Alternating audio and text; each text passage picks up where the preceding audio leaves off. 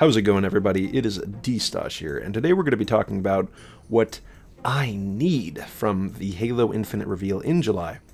So I have very high expectations for this reveal because we have been waiting for a very, very long time. I think since the last E3 we have not gotten a single thing outside of secondhand toy reveals and whatnot, so we need this event to be a blowout because I need to be hyped. I need to be. It is a geological certainty, if that's even a thing. I need it to be hype me up, and I need to be screaming in the streets, Halo Infinite is going to be the greatest game ever made. And I think the way that they need to get me to feel that way is basically they have to do some things that hype up not only me, but the entire community. And what I'm going for here is what they need to do with their reveal to make it the best it can be. So, what I'm going to start off with first is we need some form of playable demo to play around the time it's revealed. Now, this doesn't have to be necessarily a demo of the campaign, but we really need them to get that beta out because they promised us that Halo Infinite would be playable before release. And I think that if there's a time when you're going to put it in our hands, it should be around the time when you reveal this beautiful beast of love. Oh, that was weird. But make it playable. Multiplayer beta, please be great. Thank you.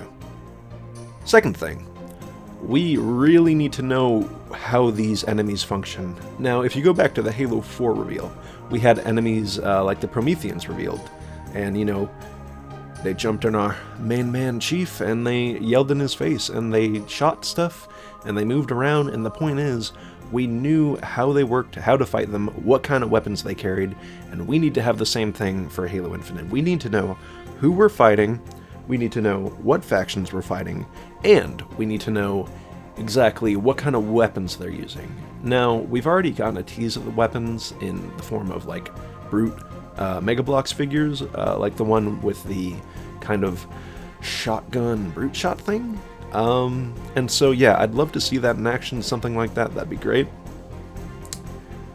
And and moving on from that, we need something to knock our socks off. Now, if you remember, Halo Reach had the Halo Forge World reveal at San Diego Comic-Con.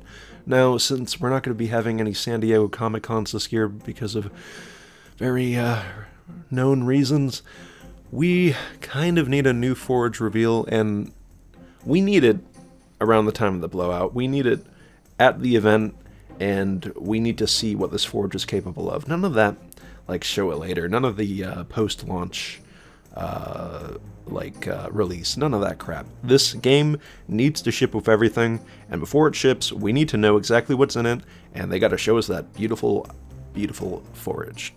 Now, with Forge, I'm a bit more lenient. We don't need gameplay of the Forge, but I'm really hoping that we see at least some environmental concepts and, the levels we can forge in. And I really think that, this is kind of going off topic, but we need something to mimic Forge World or compete with it. We need something to really show us that this game is an evolution of previous games. It is not a retread, it is not a downgrade, it is the next game. It is the future of Halo, and the future of Halo has a strong Forge.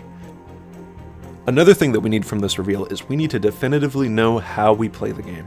Now, a big disappointment with the Infinite Warfare trailer when it came out was it wasn't clear on if advanced mobility was back.